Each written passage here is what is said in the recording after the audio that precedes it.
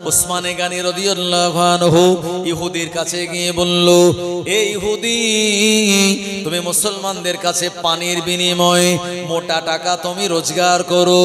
এই ইহুদি, না না না, এত টাকা নেওয়া ঠিক নয়, টাকা একটু কম নিও। ইহুদি বলল, আমার কুয়া, আমি কত টাকা নেব এটা আমার ব্যাপার, আমি তোমার কাছ থেকে পরামর্শ শুনতে চাই না। উসমানে গানী রাদিয়াল্লাহু আনহু বললেন, এই ইহুদি, তোমার কুয়াটা আমার কাছে বিক্রি করে দাও। ইহুদি বলল, না না না, কুয়াটা আমি বিক্রি করব না। ও জামানায় কুয়ার যে দাম হয়, উসমানে গানী রাদিয়াল্লাহু আনহু এই কুয়ার তিনি ডবল দাম বললেন। এরপরে ইহুদি বিক্রি করতে রাজি হলো না। এরপরে আমার ভাইজানেরা ডবলের থেকে উসমানে গানী তিনি বেশি দাম দিলেন। ইহুদি যারা, এরা লোভনীয়। আমার ভাইজানের এদের ভিতরে একটা বিরাট লোভ আছে। এই লোভের কারণে তারা তাদের নিজের এলাকা ছেড়ে দিয়ে ফিলিস্তিনের জায়গাগুলি তারা অবৈধভাবে দখল করে। ও নবীর উম্মতেরা, এই ইহুদি তখন লোভের মধ্যে পড়ে গিয়ে মোটা টাকা পাওয়ার পর উসমানে গানী রাদিয়াল্লাহু আনহুর কাছে ওই বীরে রোমা নামক কুয়াটা বিক্রি করে দিয়েছিল। আল্লাহর নবী সাহাবী হযরত উসমানে গানী রাদিয়াল্লাহু আনহু এই কুয়াটা কিনে নেওয়ার পর কাগজে লেখালেখি করে নিলেন।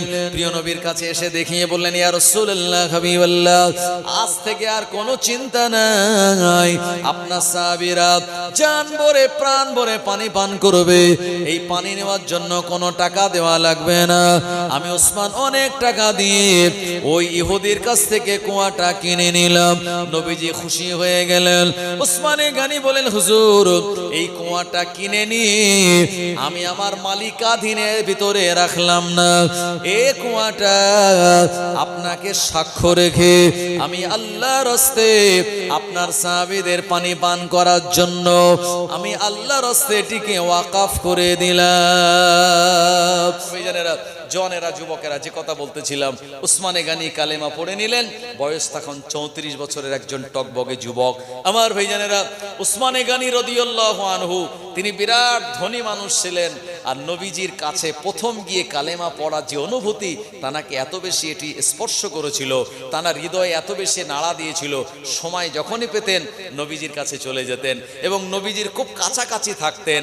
আর নবীজির খুব কাছাকাছি থেকে নবীজির আখলাক আদর্শ তানার ভিতরে এমন ভাবে প্রবেশ করেছিল। উসমানে গানী রাদিয়াল্লাহু আনহু, আমার ভাইজানেরা, নবীজিকে তিনি তানার জানের থেকেও, প্রাণের থেকেও, জীবনের থেকেও মহাব্বত আর ভালোবাসা দিয়ে ফেলেছিলেন। জোরে বলুন।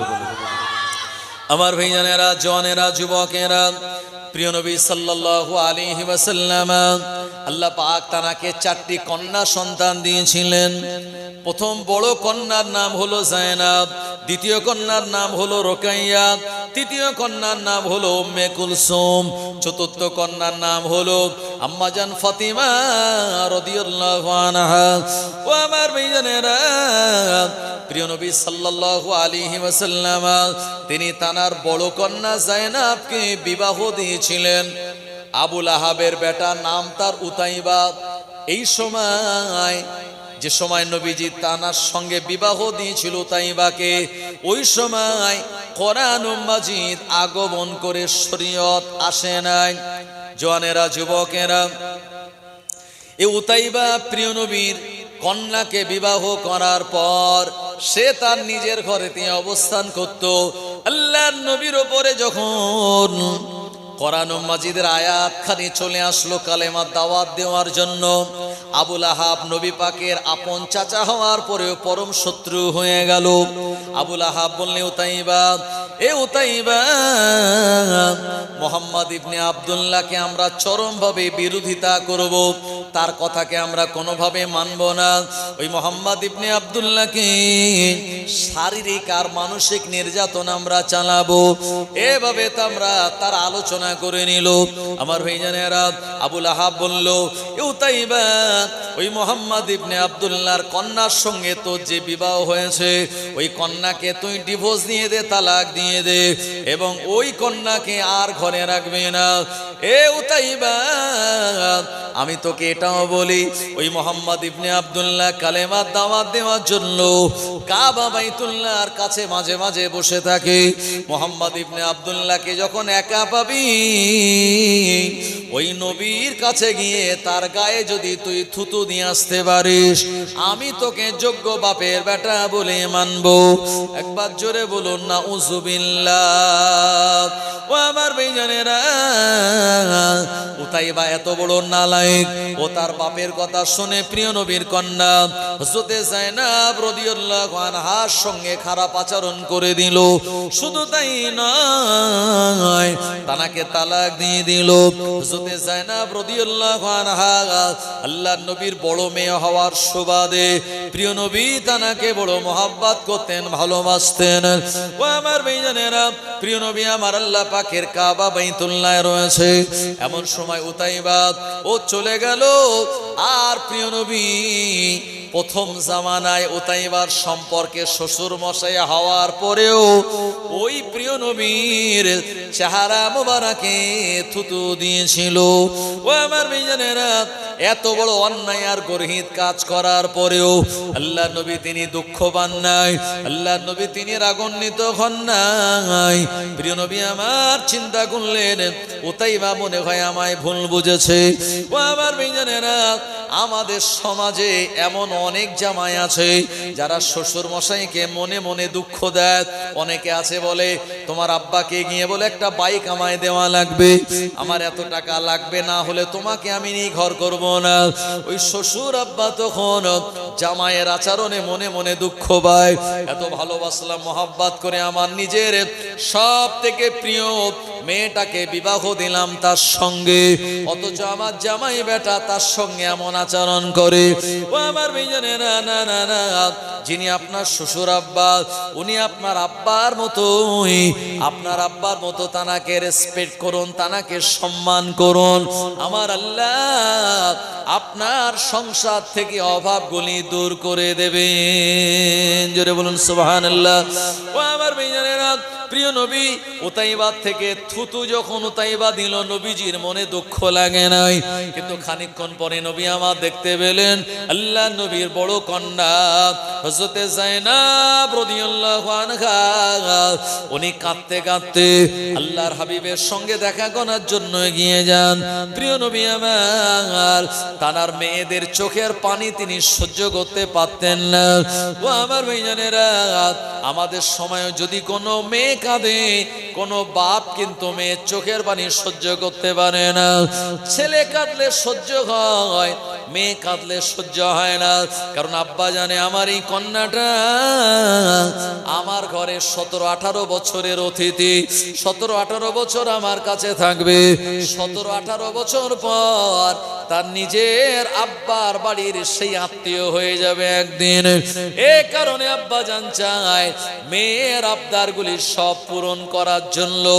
ও আমার ভাইজানেরা, প্রিয় নবী সাল্লাল্লাহু আলাইহি ওয়াসাল্লামের কাছে হযরতে যায়েনব রাদিয়াল্লাহু আনহা কাঁদতে কাঁদতে যখন উপস্থিত হয়ে গেল, এ সময় প্রিয় নবী বললেন, যায়েনব কি হয়েছে তোমার? হযরতে যায়েনব রাদিয়াল্লাহু আনহা বললেন, ইয়া রাসূলুল্লাহ, হাবিবাল্লাহ, ও আমার আব্বা জান, আপনি কালেমার বাণী প্রচার করেন বলে আপনার হাতে আবু বকর ঈমান এনেছে, আপনার হাতে আপনার হযরত ওসমানে গনি ঈমান আনার জন্য আবু লাহাব রেগে গিয়ে তার বেটাকে এমন পরামর্শ দিল, আর তার বেটা উতাইবা আমার সঙ্গে এমন আচরণ করেছে।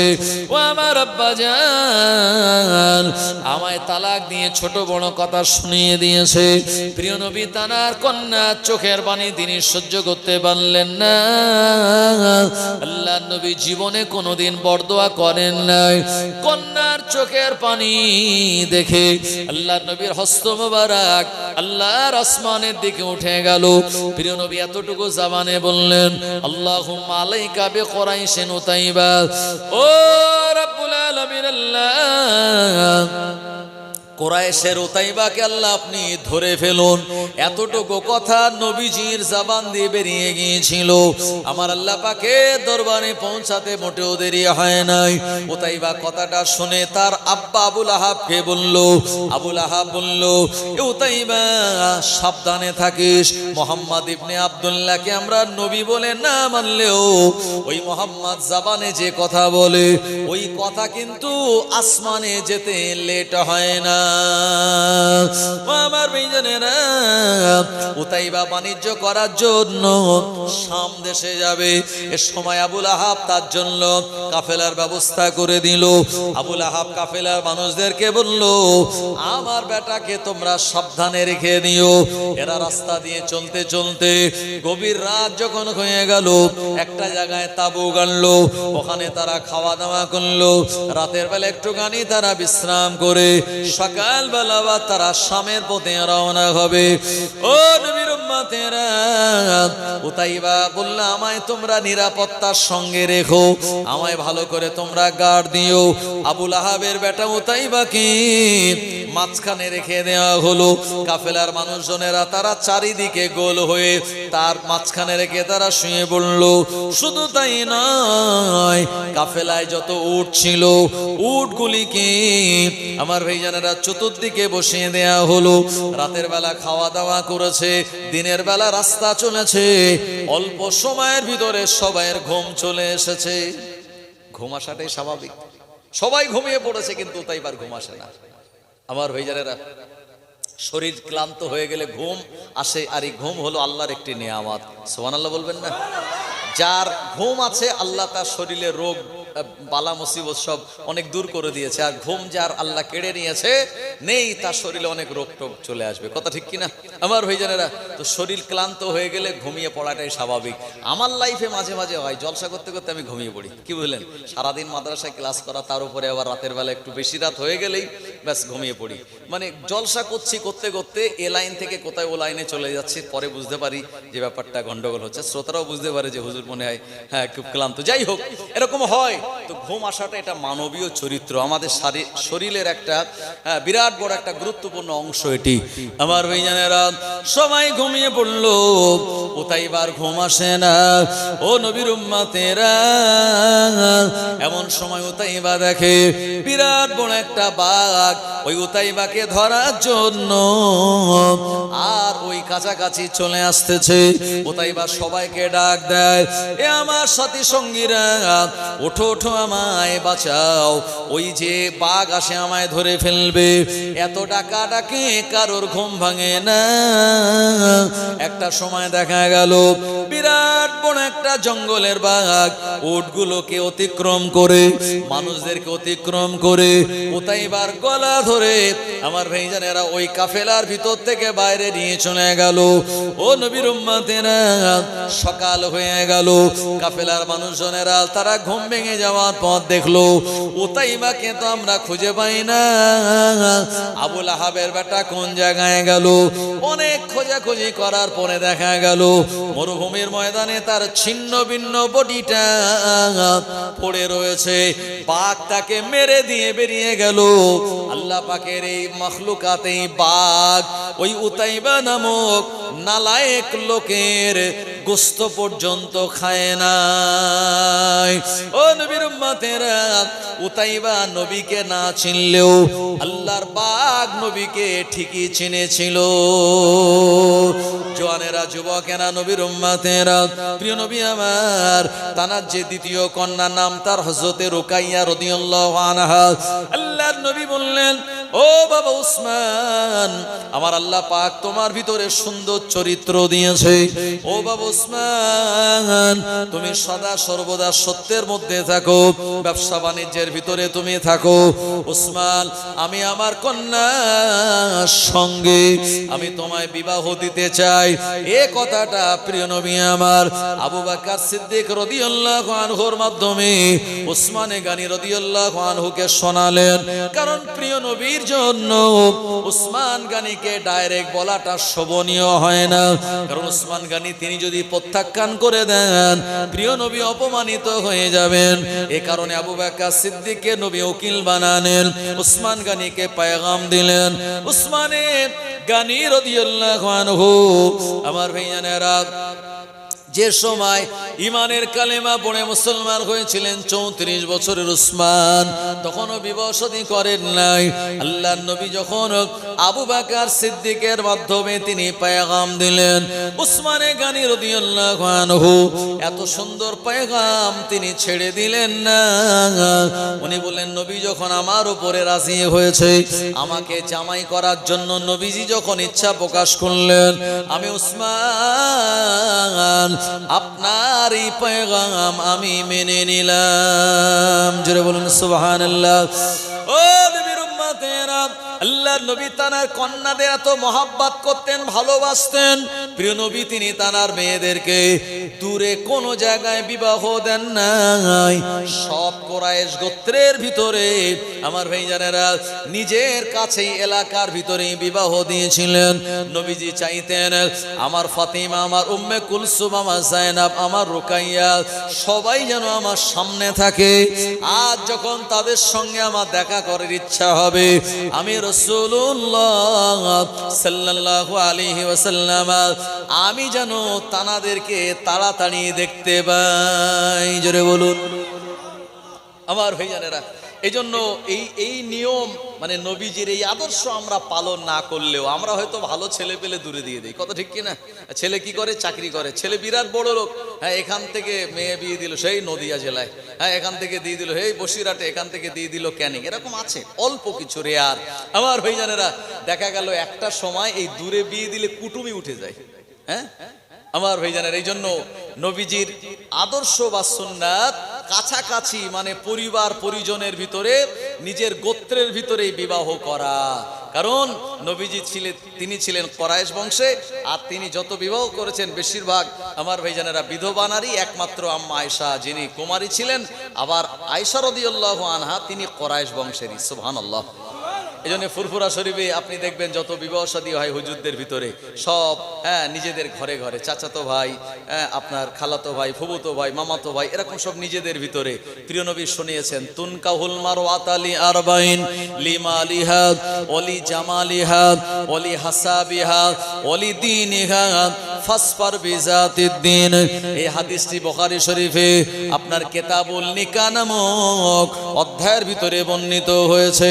প্রিয় নবী বললেন, আমার উম্মতেরা বিবাহের আগে তোমরা 4 জিনিস মিলিয়ে নাও।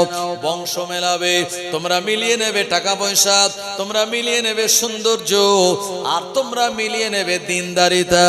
বংশ যদি না মিলে যায়, যদি এমন করে সৌন্দর্য না মেলে, টাকা পয়সা যদি না মেলে, খবরদার দিনদারিটা বাদ দেবে না।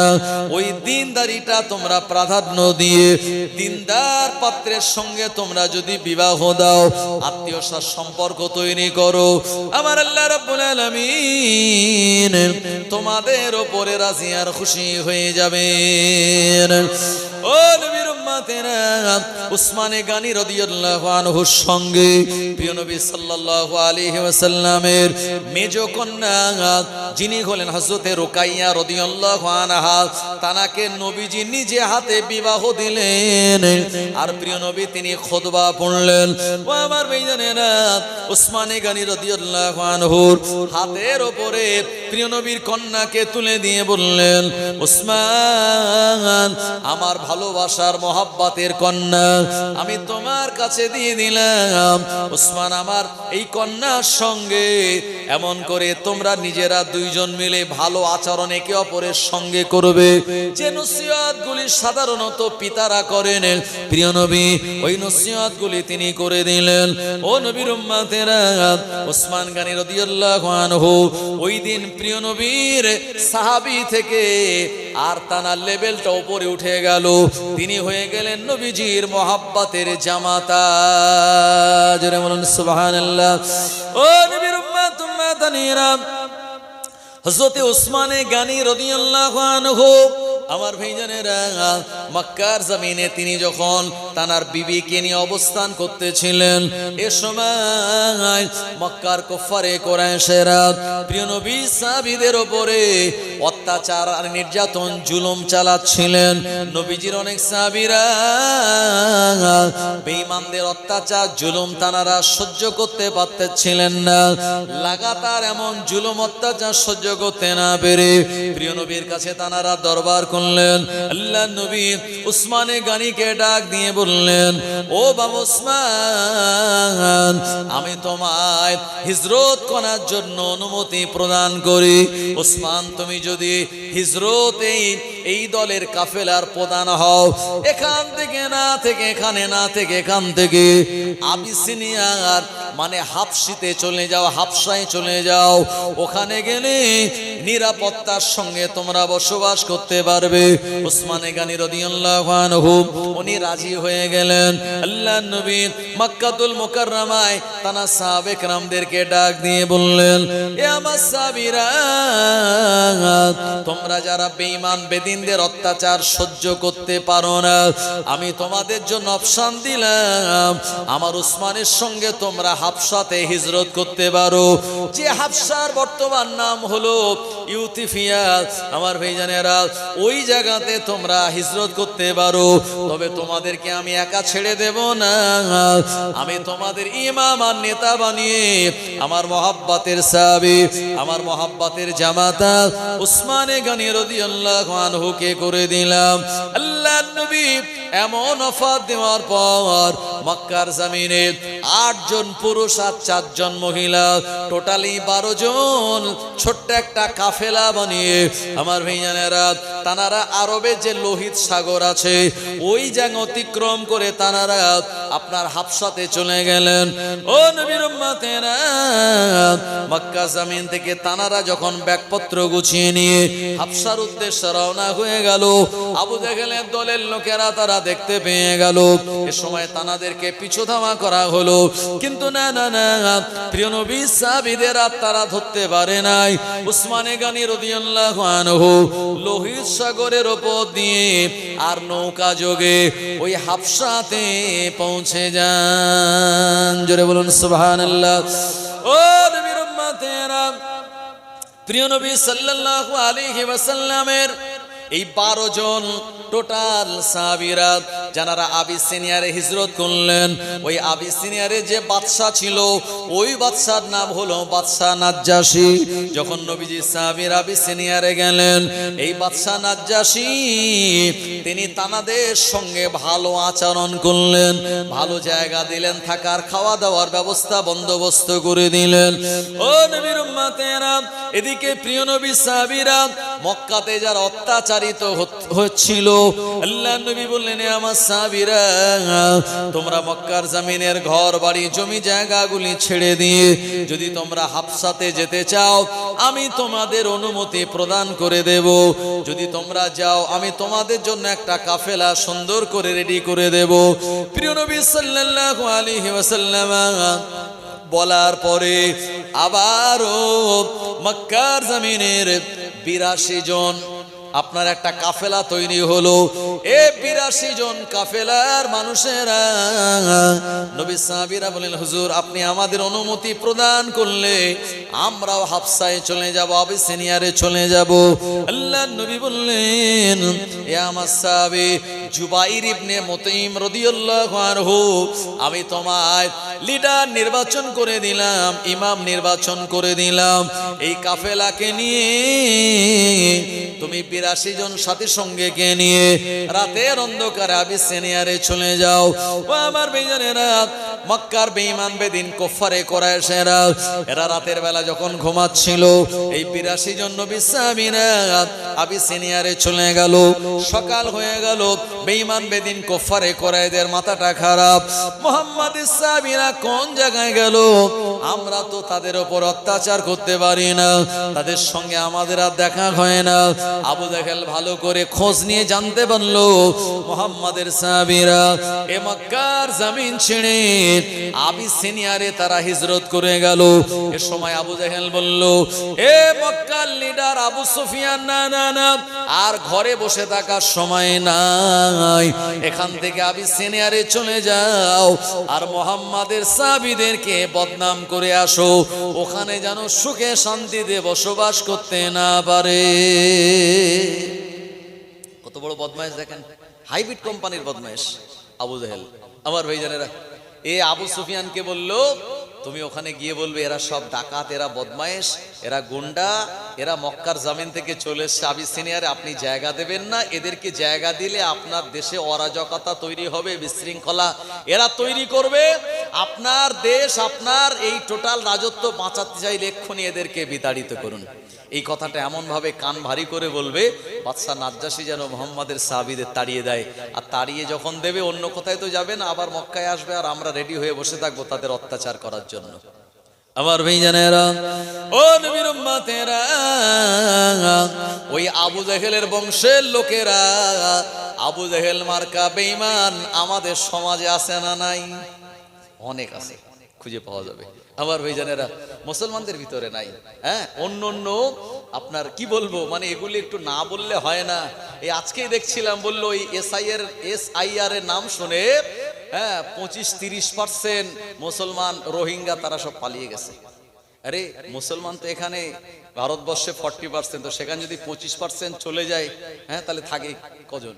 এখানে আমরা সবাই আছি। তার মানে এগুলি সব বানোয়াট কথা, মন গড়া কথা। আমার ভাইজানেরা, সব ইচ্ছা করে এই সমস্ত কথাগুলি বলে আর সে বাজার গরম করে দাঙ্গা লাগাতে চায়। কিন্তু এই ভারতবর্ষের হিন্দু মুসলমান তারা খুব সজাগ। আমার ভাইজানেরা, ভারতবর্ষের হিন্দু মুসলমান তারা কাঁধে কাঁধ মিলিয়ে যেমন ব্রিটিশদের তাড়িয়েছে, আর আজকে অনেক আছে যারা ওই জামানায় যারা ব্রিটিশের দালালি করেছিল তারা আজকে আছে, এই তাদেরকেও কাঁধে কাঁধ মিলিয়ে তাড়ানোর দায়িত্ব এই ভারতবর্ষের, এই দেশকে ভালোবাসা হিন্দু মুসলমানের। কথা ঠিক কি না? আমার ভাইজানেরা, ও নবীর উম্মতেরা, আবিসিনিয়ারে আপনার আবু সুফিয়ানের দলের লোকেরা চলে গেল। ও জায়গায় যাওয়ার পর বাদশা নাজ্জাশীকে বলল, ও বাদশা নাজ্জাশী, আপনার দেশে তো বিরাট বিপদ। বললো এক দল সব রোহিঙ্গা চলে এসছে, এখানে যেটা বলতেছে, হ্যাঁ ওখানে এরকম বলছে, এক দল চলে এসছে, এরা মোটেও ভালো নয়, এরা অরাজকতা তৈরি করে, এরা বিশৃঙ্খলা তৈরি করে, এরা অন্যায়কারী, এরা অপরাধকারী, এরা জুলুমকারী। খবরদার আপনি এদেরকে আপনার দেশে রাখবেন না। ও নবীর উম্মতেরা, বাদশা নাজ্জাশী অত্যন্ত বিচক্ষণ ব্যক্তি। আমার ভাইজানেরা, অত্যন্ত দূরদর্শিতা সম্পন্ন ব্যক্তি। এ সময় বাদশা নাজ্জাশী বলল, না না না, তুমি যাদের বিরুদ্ধে বলছো আমি অন্তত তাদের ব্যাপারে একটু তাদেরকে দরবারে ডেকে নিয়ে তাদের মুখ থেকে শুনবো, তাদের পরিচয়টা জানবো, তারা কেমন মানুষ। তাদের সঙ্গে কথা না বলা পর্যন্ত তোমাদের কথা আমি বিশ্বাস করব না। জোরে বলুন। মানে প্রথমেই পড়ে গেল গ্যাসের ট্যাবলেট, বুঝলেন তো? শরীর খারাপ হলে, হ্যাঁ আমাদের কি জিরোডল এসপি দেয় না, যন্ত্রণা পেন হলে, তো খাওয়ার আগে বলে একটা গ্যাসের ট্যাবলেট খেয়ে নিও। এই কথা যেই বলেছে বেঈমান বেদিনদের, এটা হলো তাদের জন্য এটা প্রথম গ্যাসের ট্যাবলেট।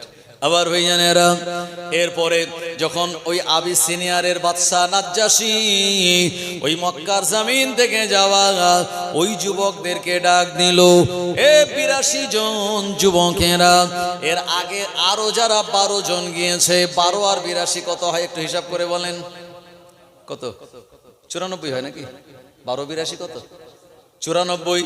আমার ভাইজানেরা, এই 94 জন নবী সাহাবা একরামদেরকে এক জায়গায় বসা জায়গা দিলেন। আমার ভাইজানেরা, আবু সুফিয়ানের দলে মাত্র কিছু মানুষ ছিল, 5-7 জনের একটি দল। এরা যখন নবী সাহাবা একরামদের বিরুদ্ধে এমন কথা বলল, ওদেরকে বাদশা নাজ্জাশী ওই জায়গায় আটকে রেখে দিল।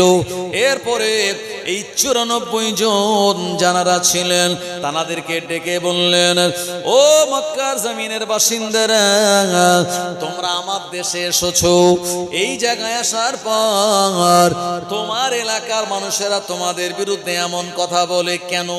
এদের সঙ্গে কি তোমার শত্রুতা আছে নাকি? তো শত্রুতা আছে নিশ্চয়ই, সেজন্য তোমাদের ব্যাপারে এই কথাগুলি বলল। একবার বলো, তোমাদের বিরুদ্ধে এই কথাগুলি বলার কারণ কি?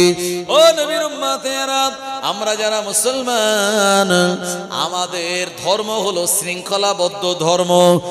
একসঙ্গে আমরা এমন করে আমরা কোনো কাজ করি না।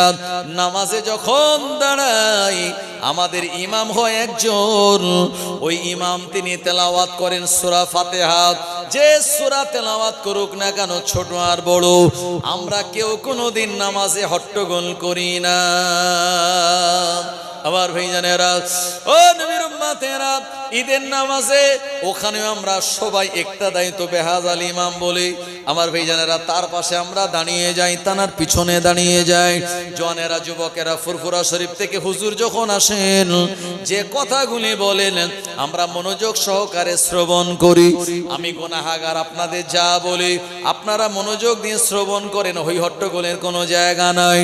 ও নবীর উম্মতেরা, কিন্তু মক্কার বেঈমান বেদিনেরা, ওরা যখন এই রকম লাত হুবাল উজ্জার ইবাদত করার জন্য ওরা মক্কার জমিনে যেত, কাবা বাইতুল্লাহর পাশে, একসঙ্গে বিরাট হই হট্টগোল এমন করত, আশপাশের মানুষের কান ঝালাপালা হয়ে যেত।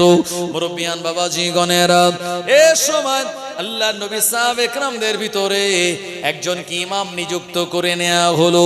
আল্লাহ নবী সাহাবীরা বললেন, আমাদের ইমাম হলেন হযরতে জাফর বিন আবু তালিব রাদিয়াল্লাহু আনহু, যিনি হলেন নবীজির আপন চাচাতো ভাই, আর হযরতে আলী রাদিয়াল্লাহু আনহুর ছোট ভাই জাফর বিন আবু তালিব ওই 94 জনের ভিতরে ইমাম হয়ে গেলেন।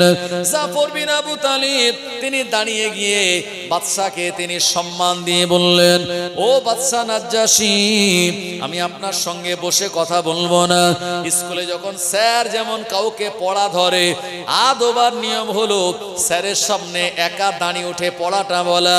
ওই রকম ভাবে জাফর বিন আবু তালিব দাঁড়িয়ে উঠে বলল, ও বাদশা নাজ্জাশী, আমরা সবাই মক্কার বাসিন্দা, আমরা মদ পান করতাম, আমরা নিজের এমন করে শতাত মায়ের সঙ্গে জেনা করতাম, বিবাহ করতাম, আমরা জীবিত কন্যাদেরকে মাটির তলায় দাফন দিয়ে দিতাম, আমরা জুয়া খেলতাম, আমরা তাস খেলতাম, আমরা ঘোড়াগুলিকে গাছে বেঁধে আমরা তীর নিশারা করতাম, আমরা উটের লেজে আগুন লাগিয়ে দিয়ে উটদের দৌড় প্রতিযোগিতা করতাম, এমন করে গর্ভবতী মায়ের পেট চিরে আমরা কেটে ফেলে বাচ্চা বার করতাম, ছেলে না মেয়ে। আমাদের পিতামাতা মারা গেলে আমরা ওই মরা পিতামাতার কবরের উপরে একটা উট শক্ত করে বেঁধে দিতাম, খাওয়া দিতাম না, পানি দিতাম না। উটটা মারা যেত, আমাদের দয়া মায়া লাগতো না। অন্যায় অপরাধ করা ছিল আমাদের সমাজে নিতান্ত একটি কাজ। এতিমের সম্পদ আমরা দখল করে নিতাম। কোন মহিলার স্বামী মারা গেলে ওই মহিলাকে তার ঘর থেকে তাড়িয়ে দিতাম। ওই মহিলাকে আমরা দোষ দিয়ে বলতাম, তুমি এমন অপয়া, তোমার জন্য তোমার স্বামী মারা গেল। এই কাজগুলি আমরা যখন করতাম, এ সময় আমাদের ভিতরে বড় হয়ে ওঠা মোহাম্মদ ইবনে আব্দুল্লাহ, যিনি আমাদের ভিতরে 40 বছর পর্যন্ত ছিলেন, 40 বছর 2 মাস 10 দিন বয়স হয়ে যাওয়ার পর ওই মোহাম্মদ ইবনে আব্দুল্লাহ আমাদেরকে বললেন, এ মক্কার বাসিন্দারা, দুনিয়াতে অসংখ্য দেবতার এভাবে করে পূজা অর্চনা করা যাবে না। একজন হলেন আমার আল্লাহ, যিনি আসমান জমিনকে বানিয়েছেন। এমন করে যে আল্লাহ, তানার কোনো আকার নাই। আমার ভাইজানেরা, সেই মহান আল্লাহ রাব্বুল আলামিন তিনি আসমানে থাকেন। আর রহমানু আলাল আরশি ইস্তাওয়া, আল্লাহ পাকের আরশের উপরে তানার সমাসীন। মহান আল্লাহ রাব্বুল আলামিন तमाम পৃথিবীর মালিক, তিনি একমাত্র স্রষ্টা। সেই আল্লাহকে এক বলে মেনে নাও। অন্যায় অপরাধ তোমরা করো না, মদ পান করা যাবে না, এতিমের সম্পদ খেয়ে নেওয়া যাবে না, বিধবা বিধবা নারীকে গালিগালাজ দেওয়া যাবে না, তাস খেলা যাবে না, জুয়া খেলা যাবে না, নারীদের পেট চিরে বাচ্চা বার করা যাবে না, কন্যাদেরকে জীবন্ত দাফন দেওয়া যাবে না, সাতাতো মায়ের সঙ্গে বিয়ে করা যাবে না, আপন বয়স বোনের সঙ্গে বিয়ে করা যাবে না। এক এক করে এই কথাগুলি যখন আমাদের সমাজে তিনি বললেন, তানার এই কথাগুলি আমাদের কাছে বড় পছন্দ হয়ে গেল। আমরা তানার ভালোবাসা, তানার সুন্দর আচার আচরণ দেখে আমরা তানার উপরে মুগ্ধ হয়ে আমরা তানাকে নবী বলে মেনে আমরা তানার হাতে পড়ে নিলাম কালেমা লা ইলাহা ইল্লাল্লাহ মুহাম্মাদুর রাসূলুল্লাহ সাল্লাল্লাহু আলাইহি ওয়াসাল্লাম। এটাই হলো আমাদের অপরাধ। এই অপরাধের জন্য এরা আমাদের উপরে জুলুম করে, অত্যাচার করে, নির্যাতন করে, আমাদেরকে নানান ভাবে আর আমাদের উপরে এমন টর্চার করে, রাতে ঘুমাতে দেয় না, দিনে আমাদের খাওয়া দাওয়া করতে দেয় না। এদের অত্যাচারে অত্যাচারিত হয়ে আমরা আমাদের নবীজির নির্দেশে আপনার দেশ এই আবিসিনিয়ারে হিজরত করলাম। ও নবীর উম্মতেরা, এ সময় আবু সুফিয়ান ও বেঈমান পাশে ছিল। আমার ভাইয়ানেরা, আবু সুফিয়ান তখন কিন্তু বেঈমান ছিল। মনে রাখুন, অষ্টম হিজরির পর, মক্কা বিজয়ের পর যিনি ঈমানের কালেমা পড়ে মুসলমান হয়েছিলেন। জওয়ানেরা, যুবকেরা, আবু সুফিয়ান তখন দাঁড়িয়ে উঠে বলল, ও বাদশা নাজ্জাশী, ওই মুহাম্মদ ইবনে আব্দুল্লাহ আপনার নবী ঈসা রুহুল্লাহ সম্পর্কে খারাপ কথা বলে। এ সময় বাদশা নাজ্জাশী বলল, ও জাফর বিন আবু তালিব, বলো আমি যে নবীকে নবী বলে মানি, আমার নবী ঈসা রুহুল্লাহ, তার আম্মা জানের নাম হলো মারিয়াম আলাইহিস সালাম, তার ব্যাপারে তোমাদের নবী কি বলেন? জাফর বিন আবু তালিব বলেন, আমাদের প্রিয় নবী ঈসা নবীর সম্পর্কে তিনি বলেন, ঈসা নবী হলেন আল্লাহ পাকের একজন নবী। আমার আল্লাহ পাক তার উপরে আসমানি গ্রন্থ দিয়েছিলেন, যে আসমানি গ্রন্থের নাম হলো ইনজিল। আমার আল্লাহ জানাকে বিনা পিতায় দুনিয়ার জমিনে প্রেরণ করেছিলেন। তার মায়ের নাম হলো হযরতে মারিয়াম, যিনি বাইতুল মুকাদ্দাসে লালিত পালিত হয়েছিলেন। ও আমার ভাইজানেরা, এই কথাগুলি বলার পর বাদশা নাজ্জাশী খড়ের একটা কুটো উঁচু করে বলল, অবশ্যই নবী সাহাবীরা সত্য কথা বলেছে। এ আবু সুফিয়ান, এনাদের বিরুদ্ধে যে কথাগুলি তুমি বলেছো, বলো আর এনারা তোমাদের ব্যাপারে যে কথাগুলি বললেন, এ কথাটা সত্য কিনা? আবু সুফিয়ান বলে, এ জায়গায় আমার গোত্রের অনেকেই ছিল, এর সময় আমার জবান দিয়ে বেরিয়ে গেল, অবশ্যই মুহাম্মাদের সাহাবীরা আপনার কাছে যে কথাটা বলেছে, ওই কথাটা 100% সত্য।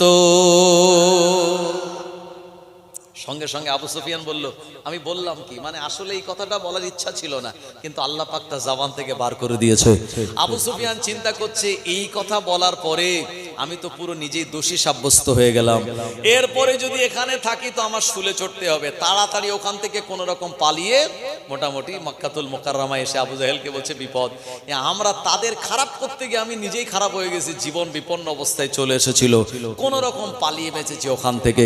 একবার জোরে বলুন সুবহানাল্লাহ। আমার ভাইজানেরা, ও নবীর উম্মতেরা, উসমানে গানী রাদিয়াল্লাহু আনহু ওখান থেকে আবিসিনিয়া থেকে একটা সময় মক্কাতুল মুকাররমায় তিনি চলে এসেছিলেন। আল্লাহর নবী দিন দুনিয়ার বাদশার সঙ্গে তিনি মক্কাতুল মুকাররমা থেকে মদিনাতুল মুনাওয়ারা হিজরত করে চলে গেলেন।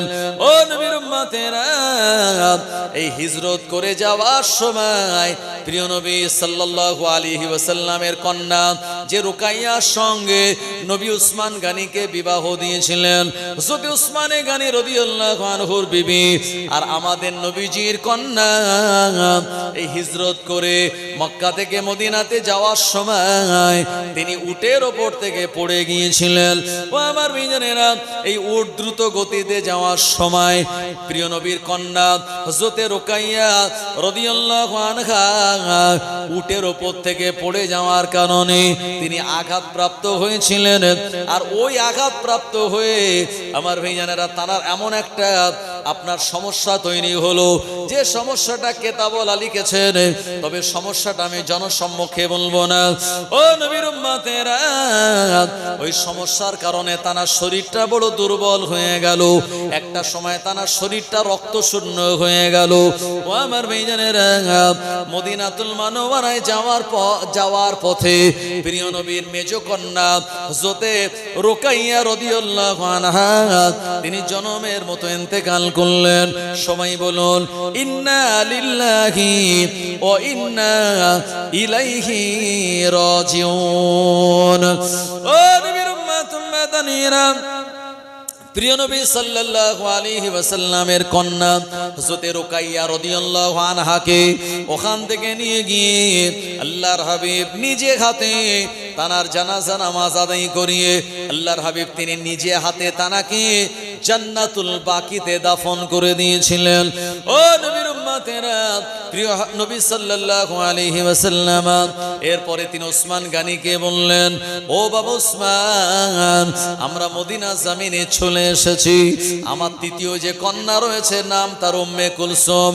ওসমান, তুমি যদি চাও তোমার সঙ্গে আমি আমার তৃতীয় কন্যাকে বিবাহ দিতে চাই। ওসমান গানি রাদিয়াল্লাহু আনহু বললেন, হুজুর এটা তো আমার সৌভাগ্য, আমি আপনার জামাতা হয়েছিলাম, তবে আপনার কন্যা আল্লাহর ডাকে সাড়া দিয়ে বিদায় নিয়ে চলে গেলেন, আর আমি আবারও এমন করে আপনার তৃতীয় কন্যাকে যদি বিবাহ করার পর এই আত্মীয়তার সম্পর্ক যদি অব্যাহত থাকে, আমি ওসমান আমার মতো তাকদীরওয়ালা আর কে আছে? আল্লাহর নবী মদিনার জমিনে যাওয়ার পর তিনি তার সেজ কন্যা হযরতে উম্মে কুলসুম রাদিয়াল্লাহু আনহার সঙ্গে হযরতে ওসমান গানি রাদিয়াল্লাহু আনহু তিনি বিবাহ দিয়েছিলেন। একবার মহব্বত করে বলেন সুবহানাল্লাহ। যেদিন নবীজি তার দ্বিতীয় কন্যার সঙ্গে বিবাহ দিয়ে দিলেন, ওই দিন তার লাকাব হয়ে গেল জিন্নুরাইন, মানে দুই নূরের অধিকারী। প্রিয় নবী তিনি নূর, তার কন্যা তানারাও নূর, এজন্য তানার লাকাব হলো জিন্নুরাইন। ও নবীর উম্মতেরা, তানার দ্বিতীয় লাকাব হলো জুল হিজরাতাইন, মানে দু জায়গায় হিজরতকারী ব্যক্তি। একটা হিজরত হলো আবিসিনিয়ার মক্কার জমিন থেকে, আর একটা হিজরত হলো মক্কা থেকে মদিনাতুল মুনাওয়ারা। দুই জায়গায় হিজরত করার মতো আল্লাহ পাক তানার সক্ষমতা দিয়েছিলেন বলে তানার লাকাব হলো জুল হিজরাতাইন। জোরে বলুন সুবহানাল্লাহ। ও নবীর উম্মতেরা, প্রিয় নবী সাল্লাল্লাহু আলাইহি ওয়াসাল্লাম ওসমান গানি রাদিয়াল্লাহু আনহুকে আমার ভাইজানেরা বিরাট মহব্বত করতেন, ভালোবাসতেন। এই মদিনা শরীফে যাওয়ার পর ওসমান গানি টাকা পয়সার কোনো কমতি ছিল না। বিরাট উট তানার সঙ্গে ছিল, অনেক হাজার হাজার ঘোড়া ছিল, ব্যবসায়িক মালপত্র তানার সঙ্গে ছিল। এই জন্য তানাকে গানি বলা হয়। গানি মানে হলো ধনী। ওসমান গানি রাদিয়াল্লাহু আনহু তানার জীবন চরিত্র যদি আপনি পড়েন সে জায়গায় পেয়ে যাবেন। মদিনা জমিনে নবীজি হিজরত করার পর মদিনাতে মিষ্টি পানির কোনো কুয়া ছিল না। যে মিষ্টি পানির কুয়া ছিল ওটা ইহুদিদের দখলে।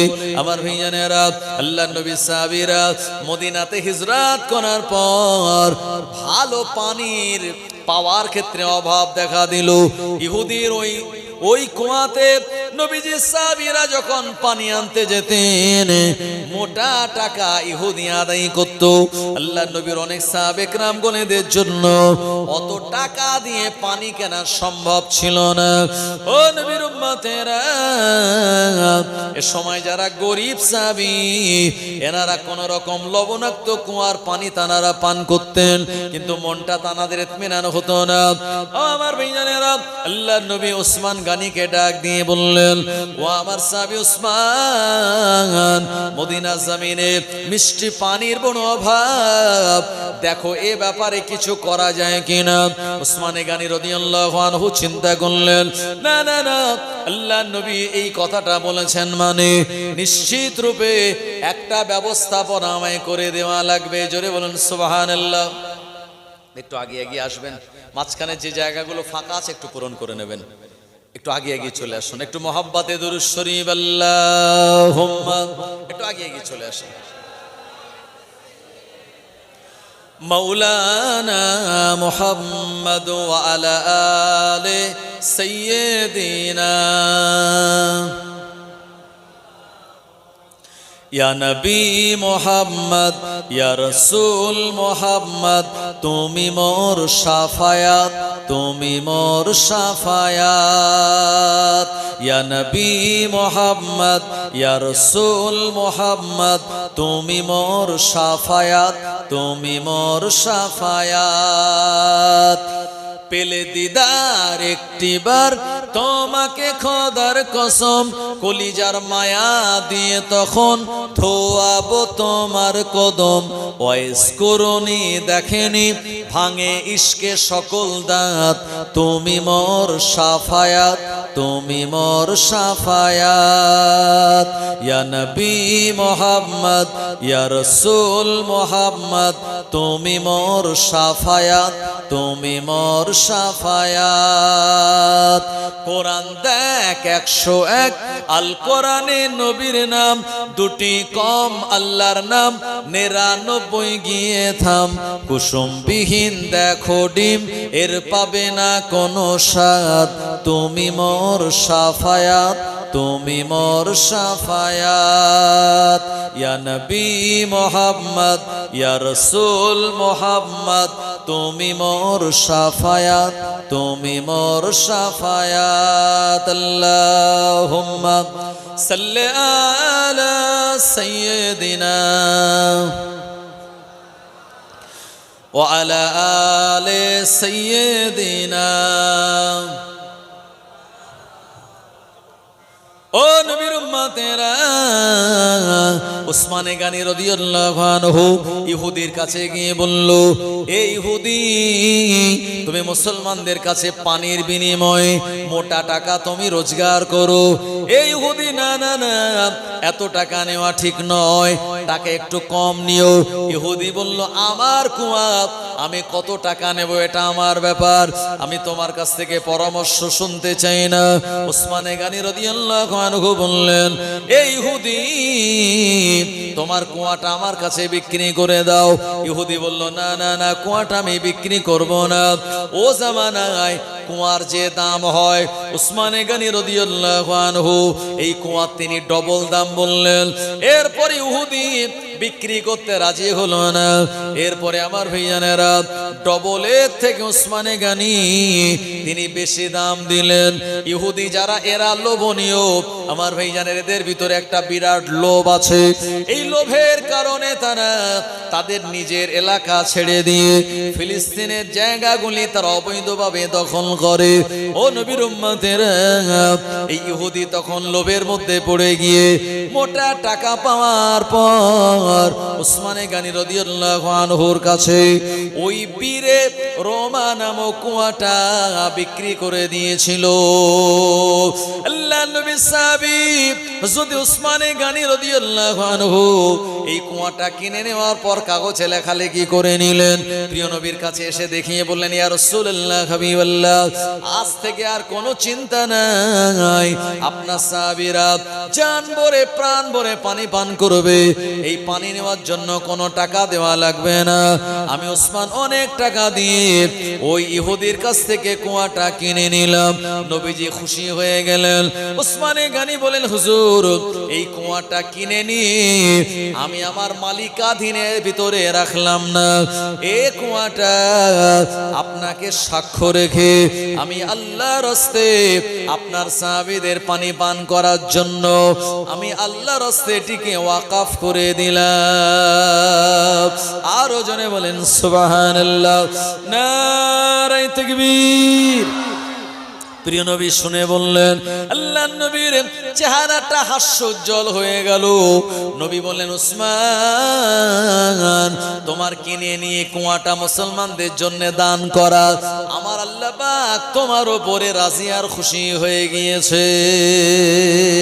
আমার ভাইজানেরা, এত বড় দানী তিনি ছিলেন উসমানে গানী রাদিয়াল্লাহু আনহু। আমার ভাইজানেরা, তানার জীবনের ভিতরে বর্ণিত হয়েছে, প্রিয় নবীর কাছে একজন গরিব সাহাবী গিয়ে বলেন, হুজুর আমার আজকে কয়েকদিন খাওয়া হয় না, হুজুর আমি নতুন ঈমানের কালেমা পড়ে মুসলমান হয়েছি, হুজুর আপনি আমার জন্য কিছু খাবারের ব্যবস্থা করে দিন।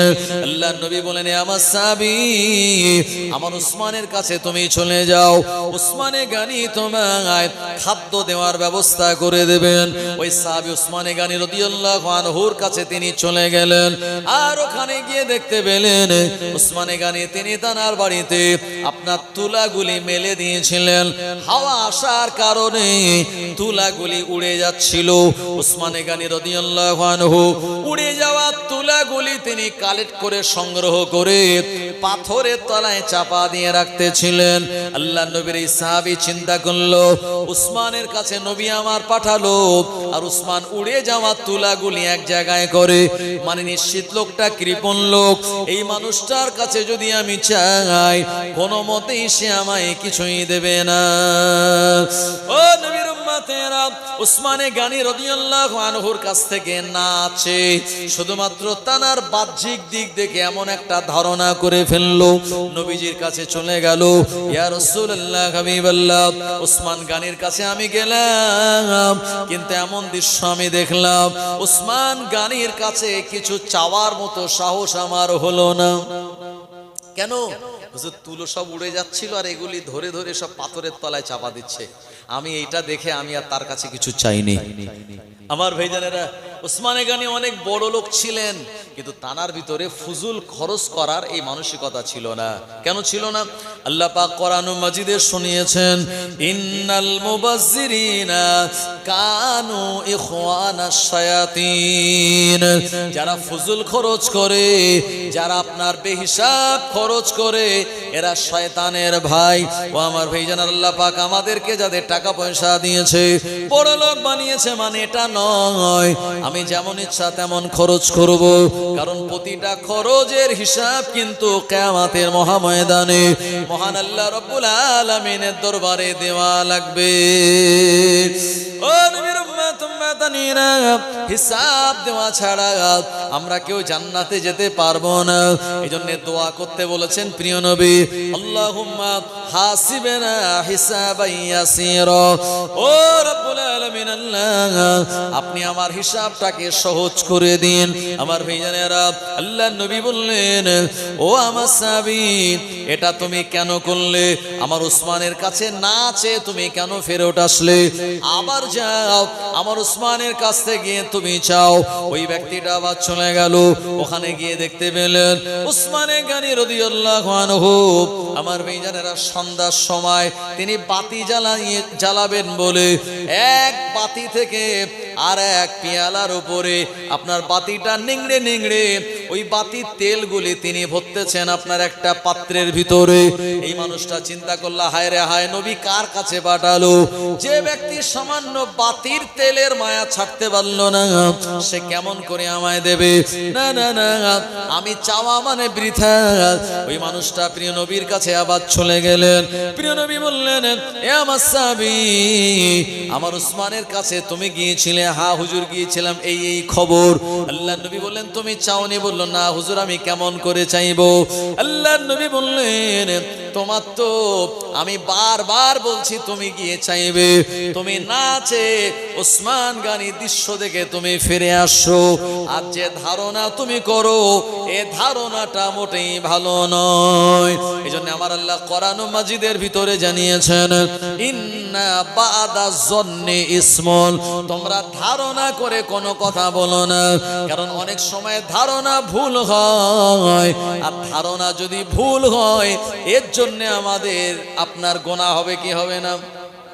আমার ভাইজানেরা, এই জন্য ধারণা করে কোনো কথা বলা যায় না। নবীজি এবারে তানাকে বললেন, তুমি যাবে আর গিয়ে আমার উসমানের কাছে চাইবে। আমি রাসূলুল্লাহ বলি, সাহস করে চাইবে, আমার উসমান তোমায় দিয়ে দেবে। আর এতটা তোমায় দেবে, তুমি নিজে খুশি হয়ে যাবে। ওই লোকটা চিন্তা করলো, আজকে রাত হয়ে গেছে, আজকে আর যাবো না, কাল সকালবেলা যাওয়া যাবে। আমার ভাইজানেরা, সকালবেলা সেই লোকটা উসমানে গানির কাছে গেলেন। আল্লাহ নবীর প্রাণ প্রিয় সাহাবী উসমানে গানি রাদিয়াল্লাহু আনহু মদিনা জমিনে তানার ঘরেতে আল্লাহ নবীর ওই সাহাবী খুব কাছাকাছি গিয়ে সালাম দিলেন, আসসালামু আলাইকুম। ওয়া আলাইকুমুস সালাম ওয়া রাহমাতুল্লাহি ওয়া বারাকাতুহু। মুসলমান মানুষটা বলল, ও নবী সাহেব উসমান, আমি আপনার কাছে এসেছি আমার নিজের থেকে নয়, প্রিয় নবী তিনি আমাকে আপনার কাছে পাঠিয়ে দিয়েছে। উসমানে গানি অবাক হয়ে গেলেন, আলহামদুলিল্লাহ তুমি এসেছো নবীজির মেহমান, আর আমার কাছে তোমার বিরাট সম্মান ইজ্জত। আল্লাহ নবী সাহাবী তানাকে বসা জায়গা দিলেন, এরপরে তানার সঙ্গে কথাবার্তা বললেন। ও মানুষটা বলল, নবী সাহাবী আমি অসহায়, আজকে 3 দিন খাওয়া হয় না, এমন করে নবীজির কাছে গিয়েছিলাম, নবীজি পাঠিয়েছেন আপনার কাছে, আপনি অনুগ্রহ পূর্বক আমায় কিছু দান করুন।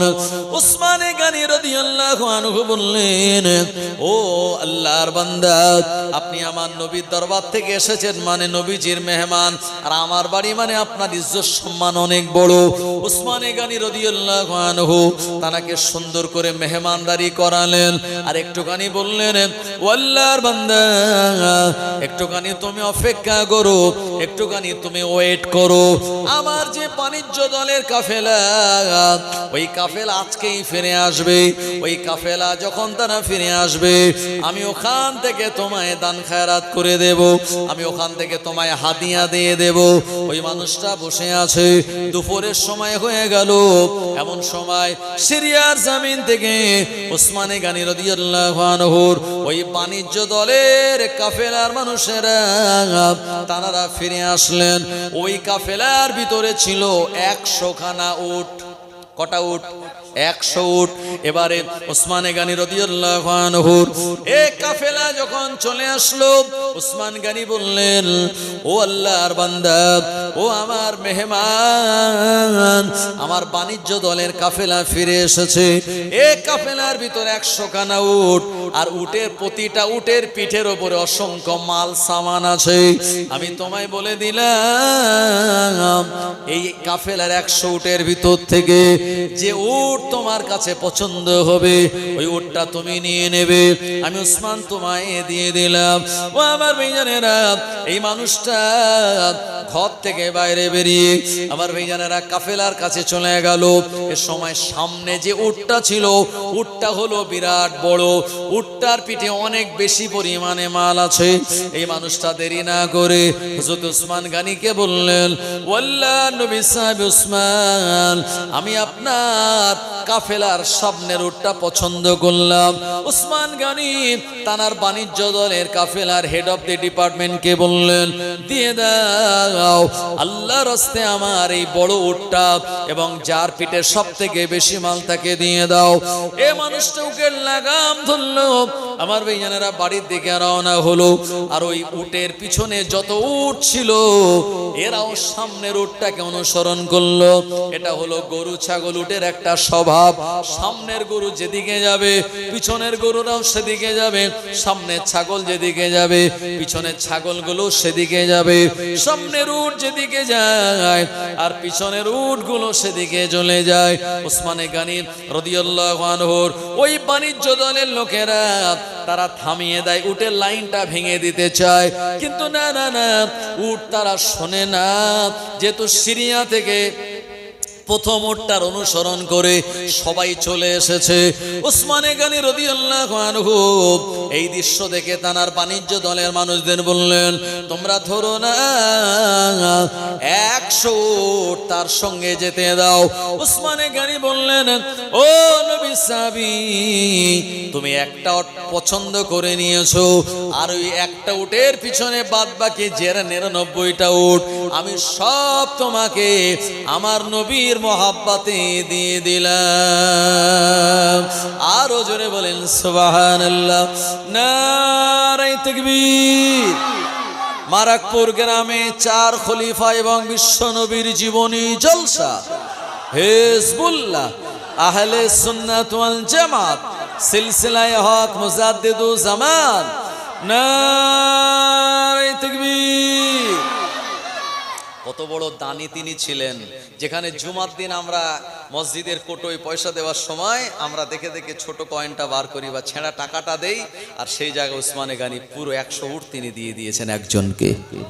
ওই মানুষটা নবীজির কাছে গিয়েছেন, নবীজির কাছে খুশি হয়ে বলছেন, হুজুর আমি সত্যি তানার এই তুলো, উড়ে যাওয়া তুলো পাথরের তলায় চাপা দিচ্ছিল, তানার এই বাড়তি তেল তিনি নিংড়াচ্ছিলেন, এটা দেখে আমি তানার ব্যাপারে যে ধারণা করেছিলাম, আর সত্যি তিনি যে কত মহৎ বড় মনের মানুষ, আজকে তানার দান দেখে আমি তো উপলব্ধ করেছি। তাই এই ঘটনা থেকে আমরা শিক্ষা পাই, কোনো ব্যক্তির বাহ্যিক কোনো কাজ দেখে খারাপ মন্তব্য করা চায় না আমার ভাইজানেরা, কারণ মনের খবর আল্লাহ পাক তিনি ভালো জানেন। তাই কোন মানুষের কোন বাহ্যিক কার্যকলাপ দেখে আপনি আমি খারাপ মন্তব্য করতে পারি না, এটা শরীয়তে নিষেধ আছে। কোরআন মাজিদের আয়াত আল্লাহ শুনিয়েছেন, ইন্না বাদা জন্নি ইসমুন, এই ধারণা করে কথা বলাটা এটা হচ্ছে গুনার কারণ। আমার ভাইজানেরা, উসমানে গানি রাদিয়াল্লাহু আনহু তিনি ছিলেন নরম হৃদয়ের মানুষ, তিনি ছিলেন অত্যন্ত লজ্জাশীল। আল্লাহর নবী সাহেব উসমানে গানি রাদিয়াল্লাহু আনহু রাস্তা দিয়ে যখন চলতেন, আমার ভাইজানেরা এভাবে মেয়েদের মতো তানার মাথায় ওন্নাটা দিয়ে রাখতেন, আশপাশে দিক ওদিকে তাকাতেন না, আর সামনের দিকে তাকিয়ে আমার ভাইজানেরা মাটির দিকে চেয়ে ভদ্রতার নম্রতার সঙ্গে তিনি চলতেন। ও জওয়ানেরা, যুবকেরা, নবীর উম্মতেরা, আজকে আপনি যদি মক্কাতুল মুকাররমায় চলে যান, মদিনাতুল মুনাওয়ারায় চলে যান, অনেক মক্কা মদিনার মানুষদেরকে দেখবেন যারা সাদা রুমালগুলি, ওন্নাগুলি আপনার এইভাবে দিয়ে রেখেছেন। এটা হলো উসমানে গানি রাদিয়াল্লাহু আনহুর একটি আদর্শ। একবার মোহাব্বত করে বলেন সুবহানাল্লাহ। ও জওয়ানেরা, যুবকেরা, রাস্তা দিয়ে চলার সময় এদিকে ওদিকে তাকানোটা ঠিক নয়, কারণ আমরা যখন চলি তখন দেখা যায় এদিক ওদিক কত দিকে আমরা তাকাই, চোখ কোনো জায়গায় আমাদের মিস যায় না, সব জায়গায় চলে যায়। কিন্তু লজ্জাশীল মানুষের উদাহরণ হলো তারা মাথাটা নিচু করে আর মাটির দিকে তাকিয়ে তারা চলবে। আমার ভাইজানেরা, এটি হলো আদবি চলা এবং এটি হলো সুন্নাতি চলা। একবার জোরে হবে না সুবহানাল্লাহ? তবে হ্যাঁ, জিহাদের ময়দানে, লড়াইয়ের ময়দানে বুক ফুলিয়ে চলবেন, ওখানে জায়েজ আছে, আর এমনি সময় জায়েজ নাই। উসমানে গানি রাদিয়াল্লাহু আনহু এত লজ্জাশীল ছিলেন, আমার আল্লাহ পাকের ফারিস্তারা তানাকে দেখে ফারিস্তারাও লজ্জা পেতেন, মানে ফারিস্তারা তানাকে দেখে লজ্জাশীল হয়ে পড়তেন। ও নবীর উম্মত উম্মাতানিরা, উসমানে গানি রাদিয়াল্লাহু আনহু জীবনে কোনোদিন খালি গায়ে তিনি থাকতেন না, কারণ প্রতিটা মানুষের সঙ্গে আল্লাহ পাক একজন ফারিস্তা আর একজন জিনকে নিযুক্ত করে দিয়েছেন। প্রিয় নবী সাহাবী বললেন, ইয়া রাসূলুল্লাহ, হাবিবাল্লাহ, আপনার সঙ্গেও আছে নাকি? নবীজি বললেন, হ্যাঁ, তবে আমার সঙ্গে যে জিন আছে আমার আল্লাহ পাক তাকে আমার আনুগত্য বানিয়ে দিয়েছে। ওই জিন আমায় খারাপ যুক্তি ছাড়া, খারাপ আপনার ভালো যুক্তি ছাড়া খারাপ যুক্তি দেয় না। ও নবীর উম্মতেরা, খালি গায়ে বেড়ানোটা যেমন বেয়াদবি, অপরদিকে যে জিন শয়তানগুলি আমাদের আশপাশে থাকে, এরা আমাদের খালি গা দেখলে অ্যাটাক করতে পারে। প্রিয় নবী শুনিয়েছেন, ইন্নাশ শাইতানা ইয়াজরি মিনাল ইনসানি মাজরিয়াদ দাম, আও কামা ক্বালা নবী সাল্লাল্লাহু আলাইহি ওয়াসাল্লাম।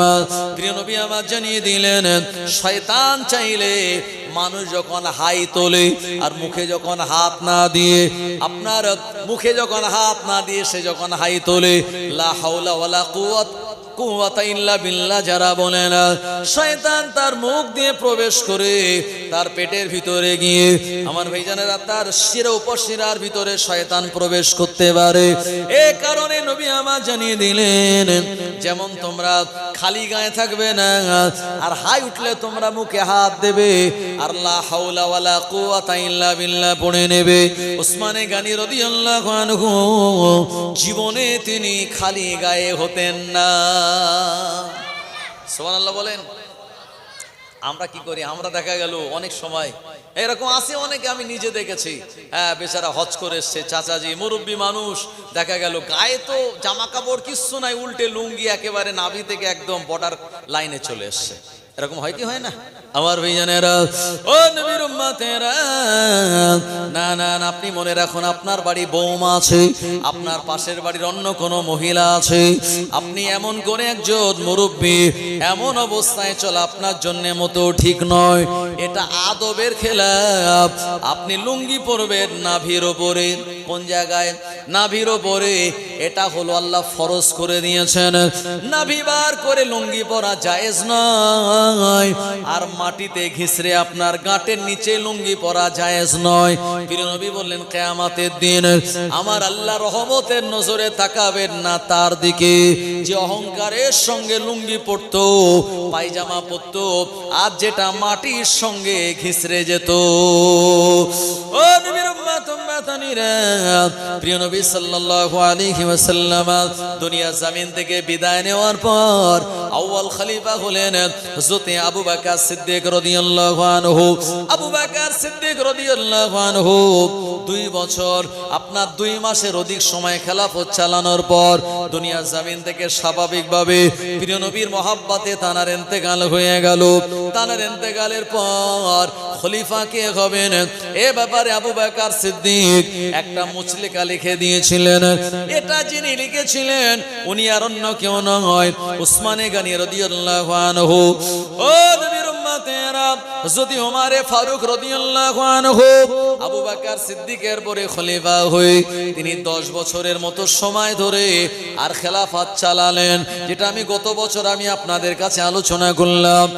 আর ওমরে ফারুক রাদিয়াল্লাহু আনহুর ইন্তেকালের পর খলিফা হবে কি?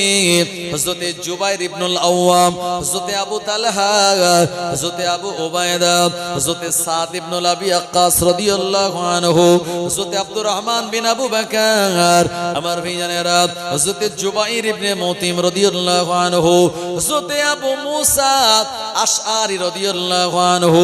এনা প্রিয় নবীর অনেক বড় বড় সাহাবে কেরামগণেরা, হযরত আব্দুল্লাহ ইবনে আব্বাস রাদিয়াল্লাহু আনহু, এনারা সবাই বললেন না না না, তৃতীয় খলিফা হবেন উসমানে গনি। উসমানে গনি খলিফা হওয়ার দৌড়ে অনেক আগে, কারণ প্রিয় নবী বললেন আমার উসমান তিনি হলেন জিন্নুর রাইন, আমার উসমান হলেন এমন একজন সাহাবী যিনি অত্যন্ত লজ্জাশীল, আমার উসমান এমন একজন সাহাবী আমার আল্লাহ রাব্বুল আলামিনের প্রিয় নবী হুদায়বিয়ার সন্ধির দিন মক্কা জমিন উসমান গনিকে পাঠিয়েছিলেন। উসমানে গনি রাদিয়াল্লাহু আনহু মক্কার মানুষদেরকে বলেছিল, এ মক্কার বেঈমানেরা, আমাদের নবী মুহাম্মদ তিনি তোমাদের সঙ্গে যুদ্ধ করার জন্য আসেন না, শুধুমাত্র উমরা করবেন, ফিরে চলে যাবেন। আমার ভাইজানেরা, এ সময় মক্কার মানুষেরা বলল, উসমান তুমি এসেছো মুহাম্মদ ইবনে আব্দুল্লাহর কাছ থেকে, তবে তোমার সঙ্গে আমাদের একটা ভালোবাসা মহাব্বত রয়েছে, ওই মুহাম্মদ ইবনে আব্দুল্লাহকে আমরা মক্কা জমিনে প্রবেশ করে এ বছর উমরা করতে দেব না। ও উসমান, তুমি একা কাবা বাইতুল্লাহ তাওয়াফ করে চলে যাও।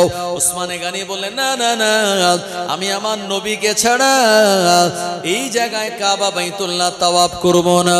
উসমানে গনি এই কথা বলার কারণে সেদিন মক্কার কুফারে কুরাইশরা উসমানে গনি রাদিয়াল্লাহু আনহুকে আটক করে রেখে দিয়েছিল। নবীজির কাছে সংবাদ আসলো, ইয়া রাসূলুল্লাহ হাবিবাল্লাহ, আপনার সাহাবী উসমানকে তারা শহীদ করে দিয়েছে। নবীজি বাবলা গাছের নিচে বায়াত নিয়েছিলেন সাহাবীদের, এ আমার সাহাবীরা বায়াত গ্রহণ করো আমার হাতের উপরে হাত দিয়ে, বিনা কারণে আমার উসমানকে যারা শহীদ করে দিল তাদের বিরুদ্ধে অ্যাকশন প্রতিশোধ না নেওয়া পর্যন্ত আমি কোনো মতে হুদায়বিয়া নামক জায়গা ছেড়ে যাব না। নবীজির এমন অঙ্গীকারবদ্ধ যখন বেঈমানদের কানে চলে গেল, উসমানে গনিকে সেদিন ছেড়ে দেওয়া হয়েছিল। ও আমার বেঈমানেরা, আল্লাহর নবী সাহাবীর ওই দিনের ঘটনা উল্লেখ করে বললেন, আল্লাহর নবী উসমান গনিকে দূত করে মক্কার জমিনে পাঠিয়েছিলেন, এজন্য খলিফা হওয়ার আগে তিনি অনেক বেশি এগিয়ে আল্লাহ আল্লাহর নবীর অন্যান্য সাহাবীরা বললেন, উসমান, আমার নবী দুইজন কন্যাকে বিবাহ করে দিয়েছে। আল্লাহর নবী তানাকে এত মহব্বত করতেন, ভালোবাসতেন। নবীজি বলেছেন, আমার যদি তৃতীয় কোনো কন্যা থাকতো আমি তাকে উসমান গানির সঙ্গে বিয়ে দিতাম। ও নবীর উম্মাতানিরা, আমার ভাইজানেরা, উসমানে গানি রাদিয়াল্লাহু আনহু তানার এত মর্যাদা, এত মর্তবা, সাহাবে একরাম গণেরা তানারা অনুধাবন করে বললেন, না না না, অন্য কেউ নয়, আজকে আমরা মদিনার মসজিদ থেকে ফয়সালা করে দেব এই তৃতীয় খলিফা কে হবেন। হযরতে আব্দুর রহমান ইবনে আওফ রাদিয়াল্লাহু আনহু নবীজির এমন একজন জালিল কদর সাহাবী, জানার কথা সবাই মানতেন। হযরতে আব্দুর রহমান ইবনে আওফ রাদিয়াল্লাহু আনহু উনি বললেন, গোটা মুসলিম জাহানের তৃতীয় খলিফা হলেন হযরতে উসমান। সবাই মেনে নিলেন। ও আমার ভাইজানেরা, আব্দুর রহমান ইবনে আওফ রাদিয়াল্লাহু আনহু উসমান গানি হুজুরকে তিনি দাঁড় করিয়ে দিলেন। তিনি সবার সামনে বায়াত গ্রহণ করে বললেন, আমি বায়াত নিলাম, আপনারাও বায়াত নিয়ে নিন। ইমামে হাসান হোসেন রাদিয়াল্লাহু আনহুমা ওই জায়গাতে ছিলেন। হযরত আলী ইমাম হাসান হোসেনকে নিয়ে আর ছোট ছোট বাচ্চাদেরকে নিয়ে হযরত আলী রাদিয়াল্লাহু আনহু উসমান গানিকে তৃতীয় খলিফা বলে মেনে নিলেন। আলী হুজুরের বায়াত হতে দেখে সাহাবীরা সবাই চিন্তা করলেন, খলিফা হওয়ার আগে দৌড়ে ছিল হযরত আলী, উনি যখন উসমান গানিকে খলিফা বলে মেনে নিলেন, আমাদের আর মতবিরোধ করার কোনো জায়গা নাই। দলে দলে নবী সাহাবীরা উসমান গানি রাদিয়াল্লাহু আনহুকে খলিফা বলে মেনে নিয়ে বায়াত গ্রহণ করে নিয়েছিলেন। আরো জোরে বলেন সুবহানাল্লাহ। ও নবীর উম্মতেরা, উসমানে গানি রাদিয়াল্লাহু আনহু ওমরে ফারুকের মতো এত কঠোর মনের নয়, এত শক্তিশালী নন। আমার ভাইজানেরা, তানার আপনার পাওয়ার এবং কথা বলার যে বিরাট একটা আপনার ক্ষমতা ওমরে ফারুকের যেটা ছিল, উসমান গানি নরম দিলের মানুষ হওয়ার জন্য গোটা বিরাট সাম্রাজ্য, মিশর, সিরিয়া, ইয়ামান, ওমান, আমার ভাইজানেরা, এই সমস্ত দেশগুলি ওনার একার দ্বারা পরিচালনা করা সম্ভব হবে না বলে উনি নিজে থেকে সাহাবে কেরামদের ডাক দিয়ে বললেন, এ আমার সাহাবীরা, আমি তোমাদের এক এক দেশে রাজ্যপাল নিযুক্ত করতে চাই, এক একজনকে গভর্নর নিযুক্ত করতে চাই। আমার ভাইজানেরা, হযরত আব্দুর রহমান ইবনে আপনার আওফ রাদিয়াল্লাহু আনহুকে তিনি বসরার গভর্নর করে দিলেন, সিরিয়ার গভর্নর বানালেন হযরত আমিরে মুয়াবিয়া রাদিয়াল্লাহু আনহুকে।